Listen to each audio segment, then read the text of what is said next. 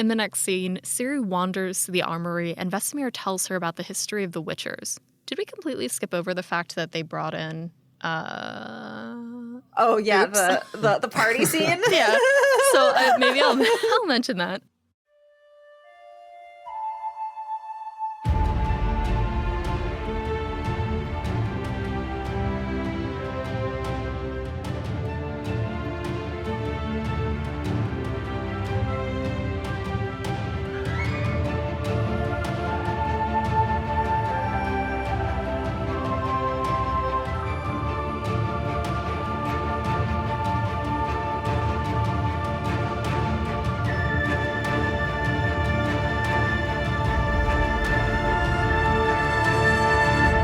Welcome to Breakfast in Beauclair, a global Witcher podcast. My name is Alyssa from GoodMorhen, and I'll be your host as I, and our international hanza, accompany Geralt of Rivia and his destiny, Cirilla of Cintra, across the continent.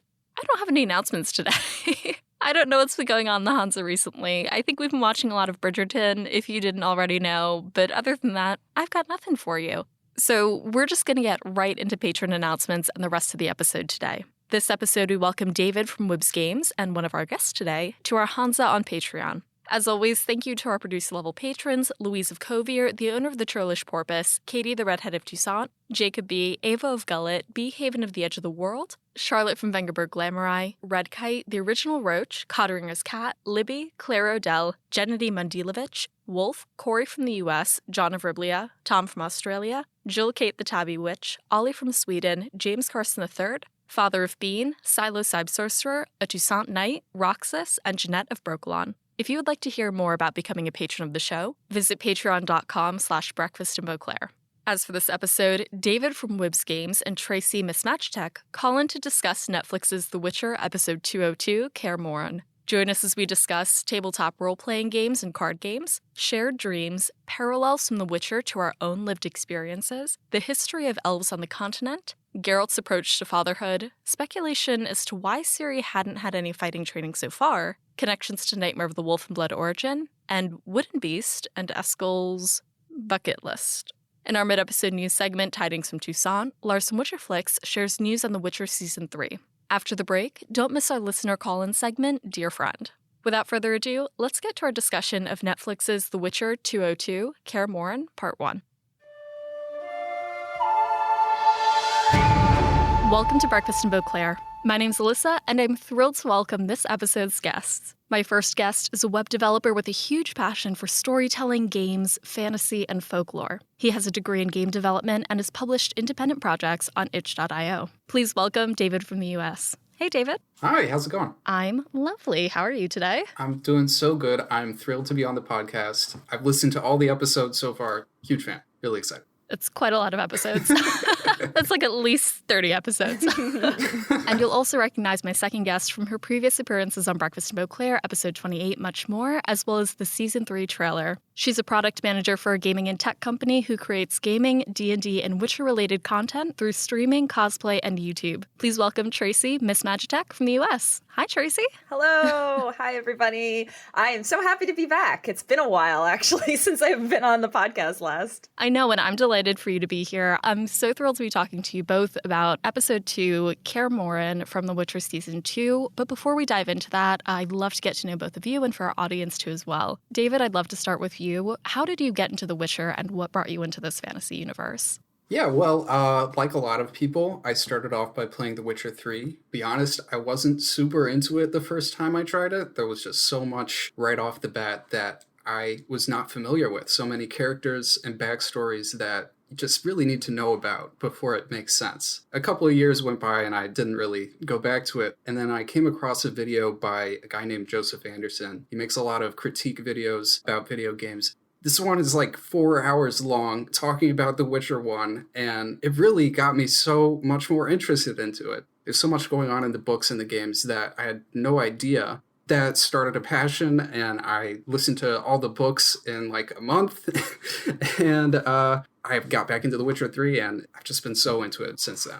Yeah, I definitely feel the same way. I think when I played The Witcher 3 for the first time, I had no idea what the heck was going on. Didn't really feel any personal investment in the characters because I didn't have all of that history. Reading the books, watching the show, I'm sure if I went back to The Witcher 3 now, it would be an entirely different experience. Did you have the same experience as well? I did, actually. I too, again, like David and many others, first played The Witcher 3, and that's how I got into the universe. It was interesting for me because I've always been a big fan of single player, like immersive storytelling role-playing games. Like some of my other favorite games are Dragon Age and Divinity, Original Sin, and all of these games. And I played The Witcher 3 a few years after it came out, because I think The Witcher 3 came out in 2015, and I didn't play it when it first released. I don't know about you guys. Did you guys play it like when it first launched, or I did. like years later? I played it a couple of years later.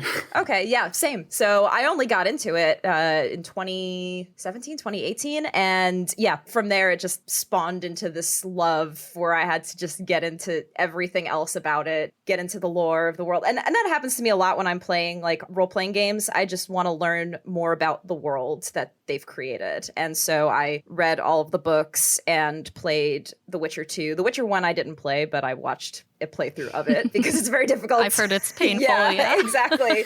So I watched somebody else play through it, but then yeah, it just spawned this love for the world and everything about the Witcher universe. And yeah, and that's how I got here. So the other thing I wanted to talk to both of you about was that you both have a relationship to the gaming industry as well. David, you said you've independently published some games on your own. I'd love to hear more about that. Yeah, so I went to school for game development, and as part of that, we made some projects. I have always loved games ever since I was like in preschool. The thing about games is they are so unique as an art form in that the player, the person experiencing it, has input on it. They're able to interact with it and make their own experience. I think that's so interesting, and there's so many ways for people to connect through video games or just games in general. Personally, over these past few years, it's been really helpful to have games to be connected to people that I don't really see very much anymore. Building friendships, it's a great way to break ice with people. I made a card game that simulates working in a busy kitchen, and it's really hectic and crazy. People always shouting, having fun, and I love games. Is there like a specific genre of games that you really enjoy creating or playing? Yeah, I mean, I play a lot of different kinds of games. Card games in particular are a lot of fun. There's a lot of unique things you can do with cards. Gwent is fantastic. I was going to say, have you played a lot of Gwent? I played a fair bit. I played the Thronebreaker game. Yeah. I really enjoyed that one. It was really interesting to see Queen Meave's perspective throughout this whole storyline. It's fun, yeah. There are a lot of really strong female characters in the Witcher series. Yes. And My Philippa portrait in the background. And I have a Meave one, too. Oh, actually. nice. Tracie's pictures are very large. I just want you to know at home. Yeah. They're beautiful. Yeah, we're doing a video right now, and so yeah, you guys can see my awesome portraits of all of the strong women in The Witcher in my room because I love them. If you would like to see them yourself, probably go to Tracie's YouTube and they'll probably be in the back there. Exactly, yeah. Tracie, you've also mentioned that you have an interest right now in immersive role-playing games. Could you tell us more about that? Like, what have you gotten into lately? Is there anything new on the market that listeners might love? Yeah, it's interesting. I've had an interesting journey through gaming. I feel like I've been streaming on Twitch and trying to make content on the side away from my day job, which is cool because my day job is I work for a tech company and I do, gaming marketing stuff. So it already ties into that. But I started my journey doing more competitive games. When I first started streaming, I played StarCraft 2 and I played it super competitively, which was cool. But as I've gotten older and I've gone through a lot more gaming, I find myself enjoying more playing these immersive games where you can just relax and go through a story and learn about the world, learn about the characters, connect with the characters. And, that's what happened with The Witcher. I connected not just with Geralt, but all of these other characters that you meet, Yennefer, Ciri, Triss, all of these characters, I just loved them all. Dandelion. Yeah. I just fell in love with everybody. And that's just what I think means the most to me now when I play games. It's what I get out of games is these really unique storytelling. And I've taken that not just from video games, but also into tabletop role-playing games. And that's become a big thing for me now is playing, D&D and all these other games like Cyberpunk Red tabletop game. Vampire the Masquerade is another big tabletop role-playing game that it's just all of these ones where it's like about the cool storytelling that you can do. And that's just become my thing now. It's just all about like playing these RPGs, whether it be video games or tabletop. Yeah. I mean, that's an awesome thing to have and to get into. Today, we'll continue our discussion of Netflix's The Witcher Season 2 with episode 202, Kaer Morhen, in which Yennefer, Fringilla, and Francesca cross an old power as the Witchers face a threat inside their keep.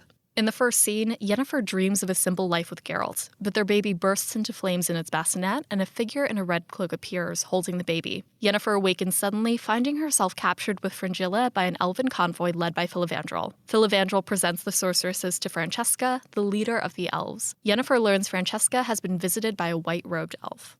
So the opening of this episode is disorienting, I think. Just because Geralt and Yen are together, in the next frame, Yennefer is pregnant, and then the next frame, their baby's on fire. It's a very sudden transition to realizing what has happened since the last episode, that Yennefer and Fringilla have been captured.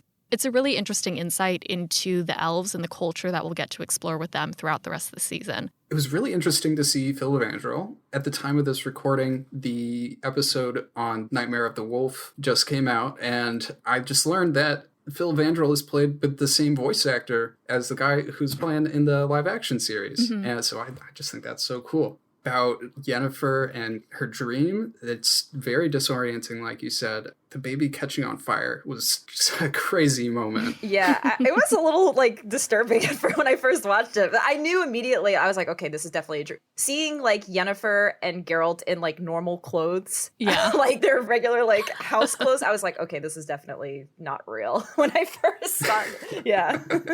And I think Geralt's line about like, I was only at the market, I was selling the herbs you got for pennies. And I was like, all right, take it down a little bit. It is really sweet to see that, like, this is what Yennefer would dream about. This is her dream life. Simple, nice family life with Geralt. I don't know, there's something sweet about that. Yeah. So after Yennefer wakes up and we find out again that Fringilla and Yennefer have been captured, I think for me, one of the reasons why I wanted to talk about this episode is because I actually love the scenes with Fringilla, Yennefer, and the other elves that we meet later in this episode that we'll talk about later. I personally, that was my big thing about this episode, was learning about the elves and learning about these mages. I thought was a really cool setup for the rest of the season. This is what I think excited me the most about this episode, more than some of the other things. So I thought it was pretty cool. Yeah. I know that Tracie, you're a big elf Scoia'tael girl. Yes. Yeah. I'm team elf. Yeah. We've never gotten to explore the elves yet, and we probably will in Blood Origin, as we'll get hints of all throughout this episode. But seeing what their culture is like, seeing what their circumstances are like, we can see that they're a roaming convoy. They don't have a home at the moment. They're looking around, they're scavenging. There's not really food available in this episode, and setting up the foundation for what will change in the rest of the season. One thing, when they're walking and Filavandrel's taking them to meet Francesca, they see some of the elven ruins. One quote that I thought was really cool was one of the elves says, "Better lost to history than to humans," basically saying that the elves would rather destroy their own temples and turn them to ruin than actually have humans do it. Mm-hmm. That begins to show the characterization of the elves, and they're so prideful. And the pride of the elves is something that we learn more and more as we get through this episode and through many more of the season. And that's like one of the first setups of this. They are just so prideful that they'd rather destroy their own temples and ruins than have a human come and do that. So it's very interesting. Absolutely. I think one of the most powerful parts of The Witcher as a whole is just the depictions of all the different races and their interactions with each other. We can see with the elves and the humans, there's a cycle of violence and hatred that flows between them. And growing up in a Jewish household, I've certainly had to learn a lot about that in my personal history. And fiction is often an analog for things that are going on in real life. And I just really like seeing that depicted in an honest form.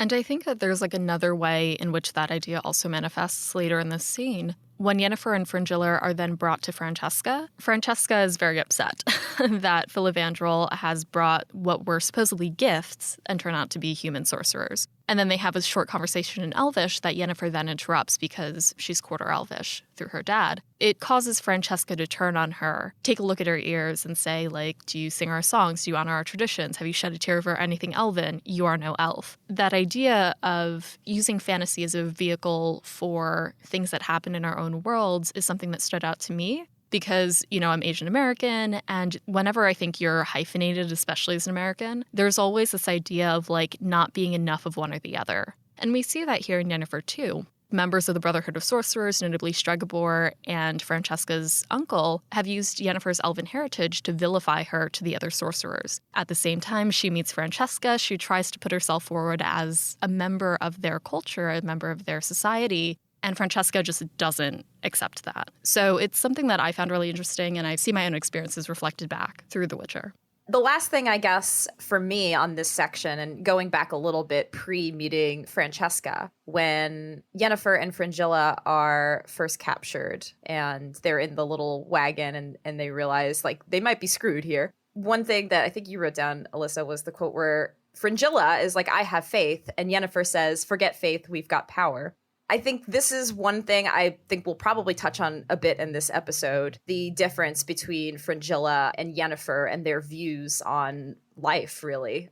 Fringilla still obviously believes in the white flame, and that's something we saw a lot in season 1, and she's all about this faith. Meanwhile, Yennefer is somebody who basically believes in herself and her own strength and her own power. I really liked that line, and I think that that's something that's a contrast between the two of them, and I looked to see more of in this episode, and I think it's a very interesting dynamic, the whole faith versus your own power type thing. When we actually get to exploring that, there's that huge question of, like, is this a value, a virtue, or is this a detriment to their character? What happens when these things are lost or pursued, when faith turns into something else, when power is lost? It's a compelling setup, and it gives them somewhere to go in a way that we didn't get to see in the same way in season 1. In the next section, Geralt brings Ciri to Kaer Morhen, the Witcher's Keep, where they meet fellow Witchers Vesemir, Lambert, and Cohen. Another Witcher, Eskel, returns to the keep with Aleshi's arm and meets the Cintran princess. We get the second scene where, we finally get to see Kaer Morhen. I'm a huge fan of Kaer Morhen. I named my first Witcher project GoodMorhen after the keep, and it was really cool to see the keep alive in a way that we even didn't in the books. Yeah, live action Kaer Morhen was everything that I would want it to be and expect it to be. And I just thought it was so cool. Just seeing that snowy Witcher keep way out there in the mountains. I think when I first watched this for the first time, I was just blown away by this scene because it was just so cool to actually see Kaer Morhen in live action. And it just got me all giddy and excited. So yeah, I think that the Kaer Morhen depiction of it in the show is amazing. Absolutely. I feel like they did an incredible job replicating the courtyard from the games. You can see those posts where Ciri does all her training in Witcher 3. Yes. It's also really cool to see that big dining hall where they're all gathered together. It's just a great feeling to see them all coming here to be safe for the winter. Yeah, it was cool to just see a little Witcher family reunion because clearly they haven't seen each other in such a long time, and getting that bond of them reuniting for the first time, I also thought was really cool. Yeah, because the only Witcher that we saw in season 1, aside from Geralt, was in a tub of salt without his eyeballs. So it was nice to actually see the familial bond that they've developed over the years. We've seen that in the games previously. We see that in the Course of Blood of Elves in the book. But to have it on screen and for there to be so much joy is really nice and really heartwarming. It was great to see Lambert and Cohen. I mean, we didn't see a whole lot of them this episode, but going forward, we get to see that they really have a tight bond, and I just love that. Ciri, it really seems like she is starting to regain a lot of her pride. After going through so many trials and tribulations in the last season, she's really holding herself up straight. She's clad like a regal princess, and it seems like she really wants to fit in with these guys as well. She feels like she is powerful, and she's ready to regain that power.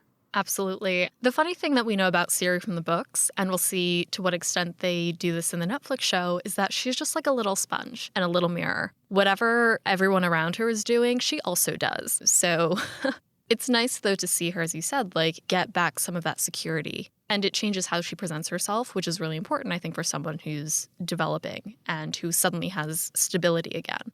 I guess the next thing that happens is when Eskel kind of appears in this scene. It's our first introduction to Eskel as a character, and he comes in with this leshy. It's interesting because I like the one moment here with Vesemir, where Vesemir says that fire through the heart is the only thing that puts one down. 6 hours in, that didn't occur to you. I love that line, and you know, we're getting our first introduction to Vesemir as well. And this is like how I kind of picture Vesemir in his like Witcher monster lore mode. And I think this is more a characterization that we get from the games more than the books, but I still think it's good, a good characterization where Vesemir is very much like the one to tell all the Witchers to study up on their monsters. Like, you should have read your ghouls and owls, kids. And that's a characterization of Vesemir that I've always liked. And they show that a little bit here where he's like, yeah, you got to do fire through the heart to kill a leshy, Eskel. That was another moment in this particular scene that I really liked.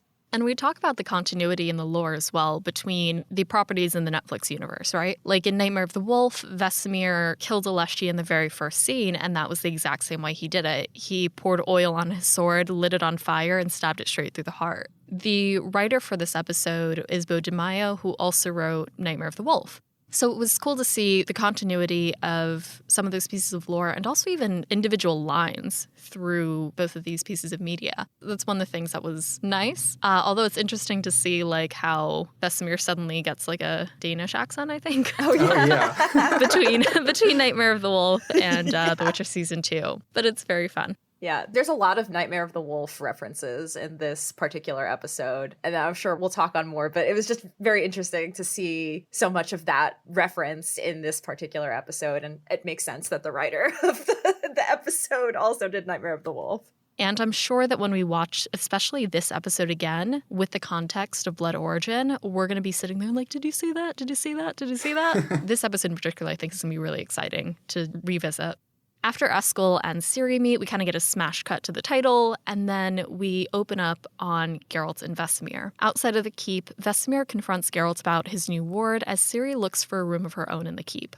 The conversations between Geralt and Vesemir throughout this episode and also throughout the season are so interesting, and they're part of the storytelling and the production that I'm personally very curious about because we don't necessarily see Geralt in a ton of conversations across the board. So I'm so curious to hear about like how Henry and Kim actually sat down and explored and discussed the relationship between Geralt and Vesemir and what that relationship should be. But yeah, I know Lauren Hezirkis talked about in interviews that to an extent, Geralt would have learned how to be a good father from Vesemir, so his arc in this season is different than what it kind of was in Blood of Elves. I'm just really curious to see like how that was really explored, but it's cool to see it manifest here. Absolutely. It seems like both the actors and the characters have a lot of respect for each other. You know, Vesemir calls Geralt out for invoking the law of surprise on Ciri and then choosing not to pick her up at first and then going back and getting her. He knew that he was going to get called out. But as we've seen, the law of surprise is it's a big deal in this series. You can't play around with it. And Geralt knows that. Vesemir really knows that. Yeah, I loved this whole conversation between the two of them, this whole sit down and talk outside the keep. Was it Vesemir or Geralt that says this? But remember what happened the last time the Witchers butted heads into the dramas of courts and kingdoms. I think that this is another reference to Nightmare of the Wolf. I believe so, yeah. Yeah, that's what I got from it. I guess you guys did too, with like the sacking of Kaer Morhen, and that it's like another, again, nod to Nightmare of the Wolf and another like kind of teaching moment or discussion between the two of them that I really liked. I think it's one of those funny things where, like, Vesemir is going to give him the warning, but whether or not Geralt acts upon it or doesn't act upon it is an entirely different story. I think we talked about so much about Geralt's desire for neutrality and then his inclination to, like, not do that. So He has a tendency to like have his lofty ideals and then just do whatever he needs to do in order to protect who he loves. And we'll see that more throughout the rest of the season, but this idea very much starts between episode 1 and episode 2 for sure. On the subject of Geralt being super protective, he wants to protect Ciri, and he wants to keep her in the keep long enough to like figure out who she is and what she is. We're finally seeing Geralt's guard come down, and he's being more honest with Vesemir in this moment than we've seen him be with Ciri, at least about his intentions. He obviously wants to protect her, he wants her to be safe, but he has a specific motive in holding her up in one place for an entire season. I think it's really interesting, Geralt's dynamic with Ciri and then Vesemir's dynamic with Geralt. You know, Vesemir, he's raised a lot of kids. Kids are going to do whatever they're going to do. Geralt isn't super experienced with that parenthood role and is really trying, it seems like, to keep Ciri where he wants her, keep her controlled on a leash. But Vesemir knows that's not going to happen. Yeah, and he'll learn that that's not the case, so you can't do that. But it's true, Vesemir is like, he's going to have to learn this. Geralt's going to have to learn this by himself, yeah. I think that's like a truth in parenting in general. Like, you can read all of the parenting and self-help books you want, but when that baby lands in your lap, everything goes straight out the window because you have this little human now that doesn't give a damn about all the books that you've read. And this is, doubly so when Geralt inherits a teenager. Yeah. So the last little thing that happens that's a little notable in this scene in Kaer Morhen is that Ciri is, going around looking for rooms, and then Eskel acts very brash toward her in the hallway and is giving her a hard time. I think it's meant to be implied that he's acting out of character, but with the limited amount of time that we've seen him, this isn't really something that we can confirm or deny at this point. He just kind of seems like a bit of a dick. Yeah.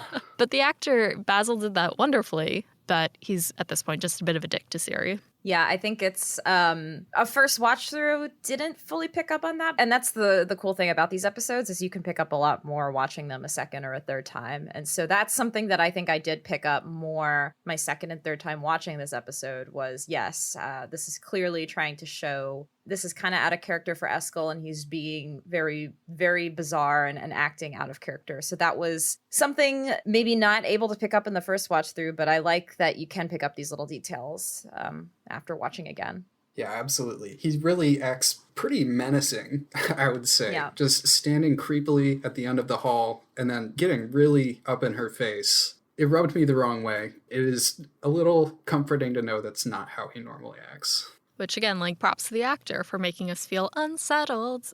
Yeah.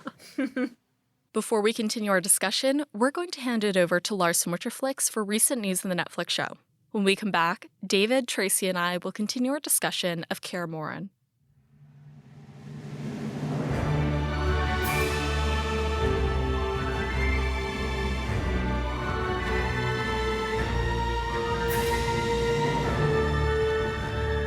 Hey, it's Lars from Witcherflix, and this is Tidings from Toussaint. Welcome back, everybody.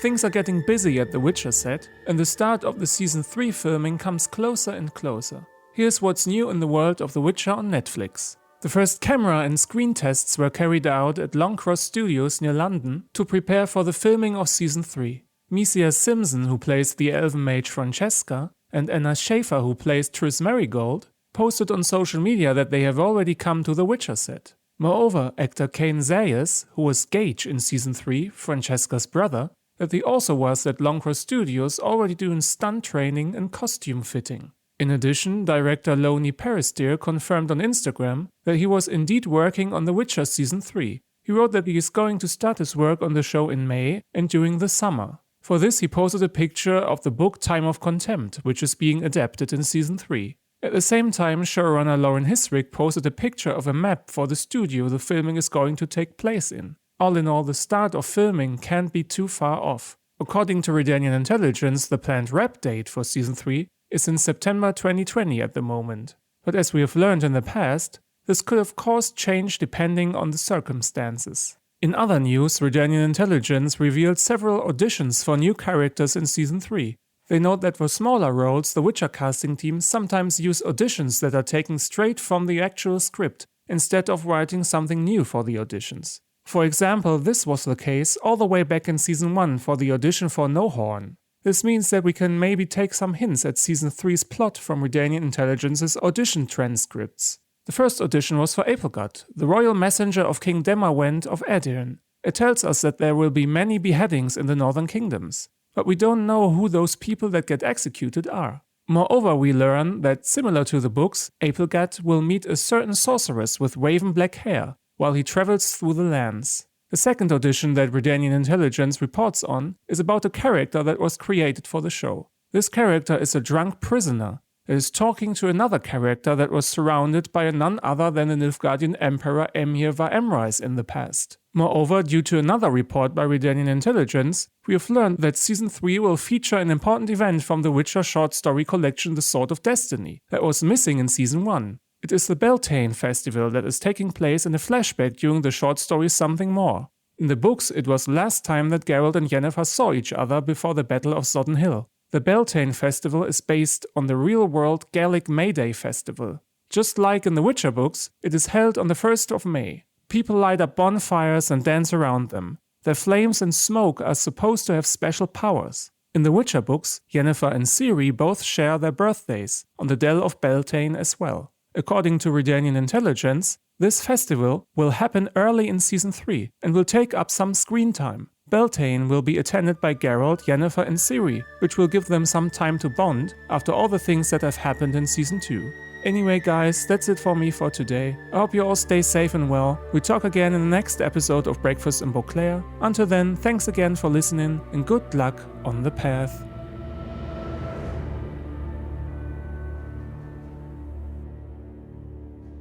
Hi everyone, welcome to our listener call-in segment, Dear Friend. Keep on listening as members of our international Hanza share their thoughts on what we're discussing in this episode. Hi, I'm Christian from South Africa and Canada, and what I really loved about episode 2 was the constant trying to one-up each other between Yennefer and Fringilla.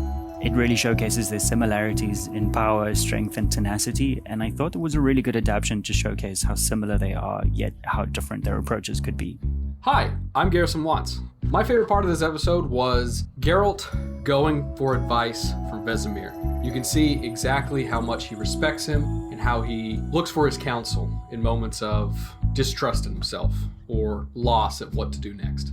He goes right to him because he is a father figure, he's his mentor, he's his fencing instructor, and he's the best friend he has. Thanks to Christian and Gary for sending in their thoughts in episode 202, Kaer Morhen. Share your thoughts on The Witcher Season 2 with our community by recording a 20-second clip with your name, country, and a comment about each episode for a future Dear Friend segment. Email your clips to greetings@breakfastinbeauclair.com or DM the podcast on social for more information. Hey everyone, welcome back from the break. When we left off, Geralt had brought Ciri to Kaer Morhen, the Witcher's Keep, while Yennefer and Fringilla met Francesca, the leader of the Elves. In the next scene, Francesca laments the decline of elven civilization around the campfire as Yennefer and Fringilla scheme their escape. We're in this dark, dank, rat-ridden castle, and then we cut to Yennefer and Fringilla just sitting down on their luck in this lush forest. And we get to hear a little bit of Filavandrel singing, the lore of the elves and their place in society, and what these songs that we had heard about from Francesca earlier really mean to them. Yennefer and Fringilla, now having been left alone, they have a little bit of space to think and to actually plan about what they're going to do about their situation. This episode has a lot of dialogue that you can pick up things and learn things about the world. There's a lot of building of the world that you don't even notice, but is happening between the dialogue of the characters. We're talking about Filavandrel, who used to be considered the king of the elves and led this rebellion against Calanthe. And it was all these things oh, wow, we're learning more about this world and what has happened that might not have necessarily been on the screen. I thought that was cool, and learning about Francesca and her leading the elves through the forest, trying to find this hidden valley, or Dolblathana as they call it. There's so much that you can learn just from these little bits of dialogue between all of the characters in the scene. It's very clear that Filavandrel and Francesca sort of see themselves as the protectors of the elves and really want to rebuild their civilization there on the continent. When we're hearing Filavandrel singing, I didn't really catch this my first time watching, but second time I turned on subtitles, he's singing about the blood of humans flowing into the river, and it's another instance of this elven pride. They really hate the humans. Mm-hmm. And to be fair, the humans have done a lot of atrocious things to them. there's no way for either side to come out innocent and really safe in the end. And I think as we've talked about, just this desire to rebuild, it's impossible to do that within the situation that they're in. Like currently the elves that we see are nomadic. They just can't settle down anywhere. They're starving, as we see in this scene with Gage, Francesca's brother. They're desperate for food. They have nowhere to go. And they're searching, and possibly in vain, for answers that'll help them, rebuild a bright elven future. So they need that sort of stability, almost in a way that, Ciri has that now and she can thrive and she can explore. But in order to move elven civilization forward, they really need that foundation, and they just don't have that right now.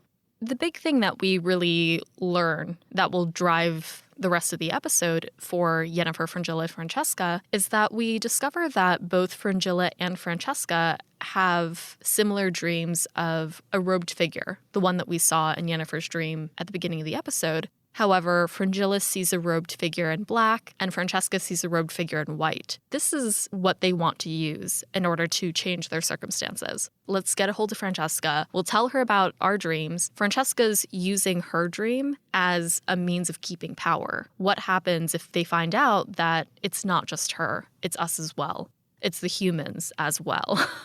Yeah, so that's what they kind of use as leverage to try to get Filavandrel on their side a little bit and to get him to doubt Francesca even a little bit. Something Fringilla says in the scene too about shared dreams being a powerful omen. I really like that. And I love the use of dreams as a plot thing for any story. I've always loved that. Even again, referencing when I play D&D and stuff, whenever a D&D character has a dream, or we role play out something that they have in their dreams, I always love that because dreams can be interpreted in so many different ways, and it's such an interesting thing. You give a vision to somebody via a dream, and then they try to interpret what that means. And we see more of that in this episode. But I just love the idea that these three mages all are having similar dreams. It's a scary thing to love to hate, I think, as we'll find out. I, too, really love the concept of shared dreams. Yeah. It's kind of one of those things where, as we dive deeper into the episode, it's this is a terrible idea. Yeah. One of the elves says there hasn't been a pure-blooded elf born in decades, and Yennefer is part elf. She's tried to use this to get a little more on their side, but that's clearly backfired. There's really a lot of negative feelings towards people of the mixed race there. I mean, clearly indicative of the world that we live in as well. I mean, we'll see later in the season that this beacon of pureness is not gonna bring them what they want. Yeah. Getting a little into Witcher lore stuff here, especially about the elves, which I love. The fact that there aren't many pureblood elves, and we learn Francesca is a pureblood elf, and she's trying to have a child. Getting a little ahead of myself in the episode here, but one thing that's interesting about the elves is that they can't have children as they get older. Apparently, in the books at least, a lot of younger elves are the ones who can have children, but as they get older, it's a lot harder for them to have children. That's something that they have struggled with in their current plight, and it's something we learn more about as we go on. Yeah, absolutely. I think we learn this in Blood of Elves specifically, and I think it's during the caravan scene because I think Yarpen gets super, super crude about the whole thing. Basically, as Tracie said, it's elves have such a long lifespan, but they can only reproduce for such a short portion of it. However, when they're young and able to reproduce, that's also the time in which they're willing to fight. They have ideals of a better future, and they have a tendency to die in battle. So there's a number of reasons, both biological and, cultural and political, for why they're unable to reproduce, in the books at least. That kind of tracks here. It brings about more of that desperation, is that you're unable to provide a foundation for your people, and also they're being watered down through the generations is probably why Francesca is so resentful of Yennefer in this moment especially. In the next scene, Geralt and Ciri examine the Leshy Arm, and Ciri asks to be trained by the Witchers. Geralt discovers Eskel has brought prostitutes to the keep. So... This is, again, a little bit of character building, I think, for everybody, or at least setting the stakes. Ciri is hey, Geralt, I want to train. Everything sucks. Let me be powerful in my own right. And Geralt's LOL, no. For the moment. It's because Ciri still harbors a lot of resentment, and Geralt doesn't want to train her and let her act upon that anger, and doesn't want her to kill in anger, which, again, tracks quite closely from the books. They're having this conversation about Ciri's future while Geralt is examining the leshy hand that Eskel brought back. And there's this nasty-ass shot of, he opens it, and there's all these little creepy crawlies digging around in there. But they're having this moment as father-daughter, which is important. She's seeing his work. He's learning about her ambitions and her desires. Yeah, there's a little bit of foreshadowing when he's cracking open that leshy eye. He's reaching in, extracting ingredients for his Witcher elixirs, and when he pulls his hand out, there's this black, chalky substance on his hand, which is just a little bit of a hint of kind of like the main theme of a later episode in the season. Yep, I like the foreshadowing. The things, again, that I don't really notice until, oh, okay, that's something that plays in later, which is interesting. This particular scene has a really great teaching moment from Geralt to Ciri. That is one of my personal favorites. And like you said, Alyssa, it's something that I think was in the books. That was a teaching moment. And it's also portrayed here in this scene of the show. Ciri's talking about all of the things that they're going to be doing in Kaer Morhen and what's the plan here, Geralt? What are we doing? And she does bring up fighting, that she wants to fight and train. And she talks about this Black Rider that she has previously had nightmares about and was brought up in the previous episode. And she's haunted by this Black Rider and she really wants to kill him. This is where Geralt has this moment where we don't kill out of fear, we kill to save lives. And I love this entire scene and I love that moment. Mm-hmm. First of all, Dad Geralt moments are always great. But it's just great to see that as a teaching moment for him to Ciri. It's very powerful. Yeah, absolutely. And this kind of gets me wondering a little bit why Ciri hasn't had fighting training in the past. Considering that Calanthe was her guardian for most of her youth, and Calanthe is known to be a very warmongering person. Yeah. Very effective in battle. That's actually a good point.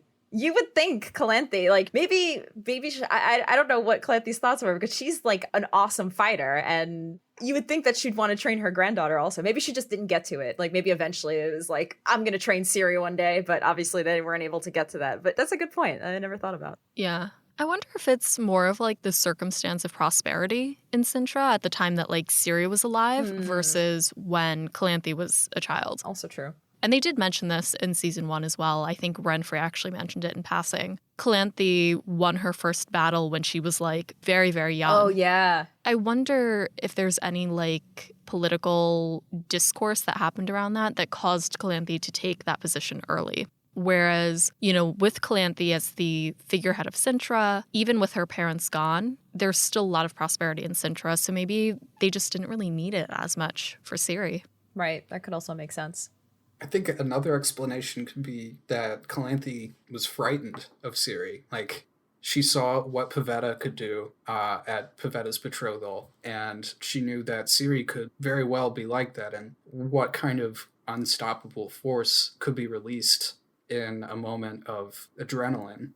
Yeah, I mean, either way, I think as we move forward throughout the series, we'll see her become more powerful, I'm sure more deadly. Just nudging her to the start of her Witcher training is super exciting. Yeah.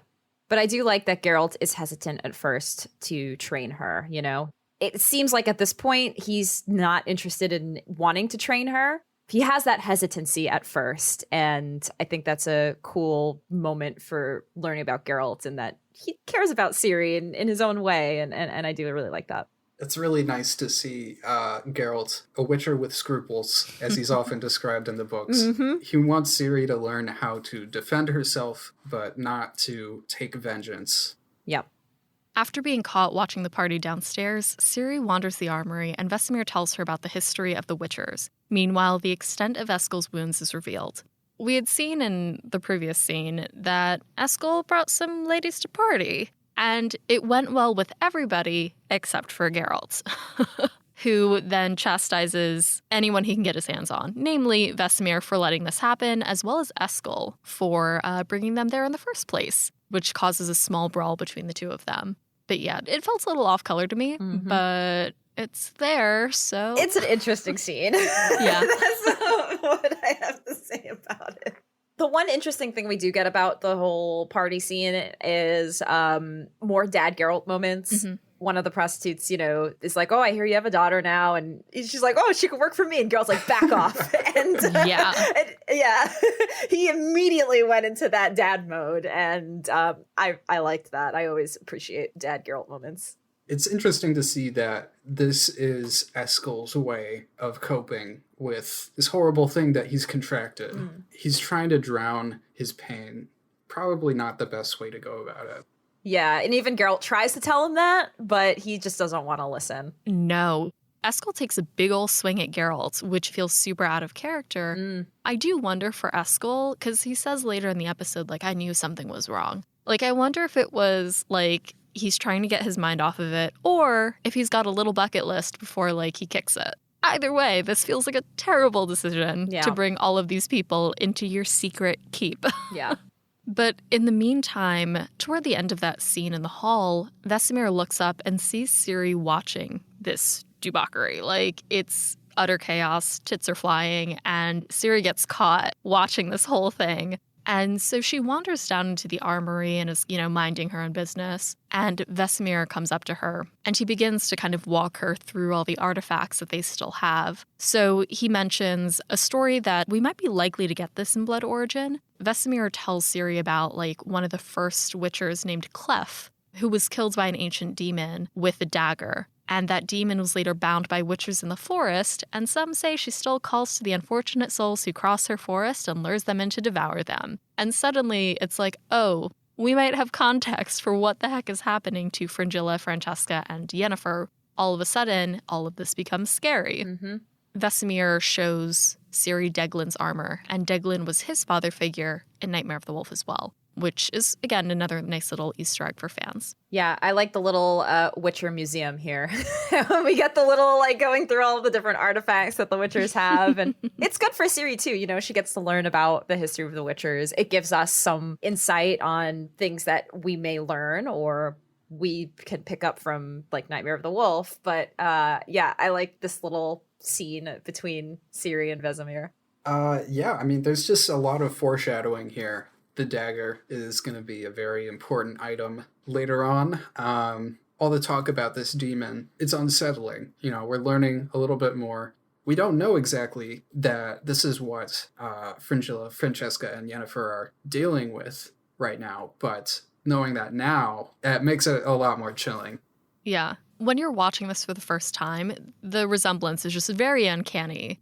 Where you're just kind of like, a weird thing in the woods. That Witcher's bound and chained for eternity. And then you get to the next scene and it's like, oh, that's a weird little thing in the woods that doesn't look like anyone's supposed to touch it. Yep. It's nice because it gives you enough lore within the confinements of this episode alone. And I think that having an entire book series to build upon the back of, when you're building new lore into this, it's kind of nice to have it pretty self-contained, so that both new viewers and old fans can actually digest it and appreciate it within the context of the rest of the world. So I kind of liked that.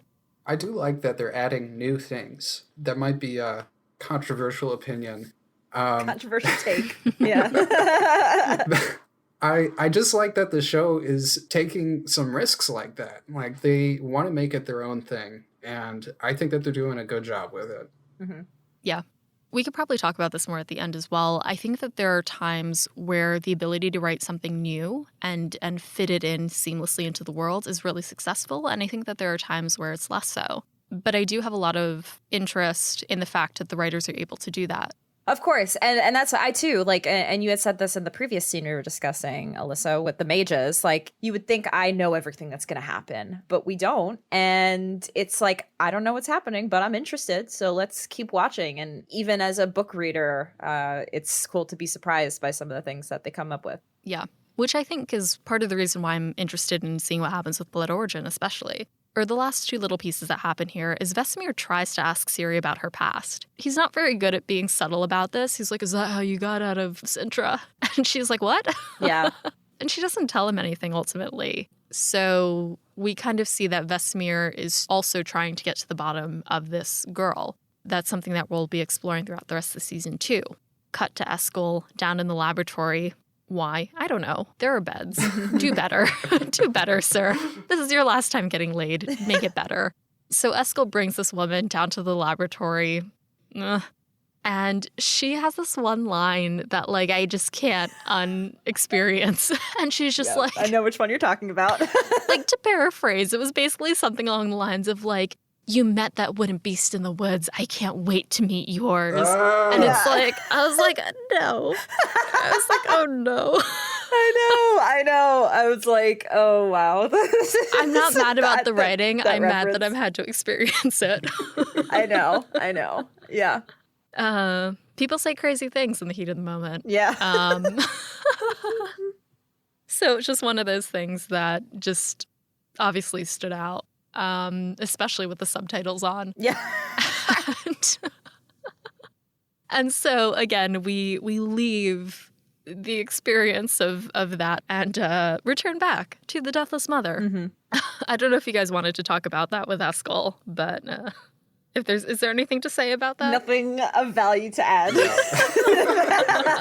Other than shared trauma. Cool. Yeah, exactly. Okay. Before we get to the rest of the episode, we're going to take a break here. Next episode, join me, David from WhibbsGames, and Tracie, Miss Magitek, as we continue our discussion of Netflix's The Witcher 202, Kaer Morhen.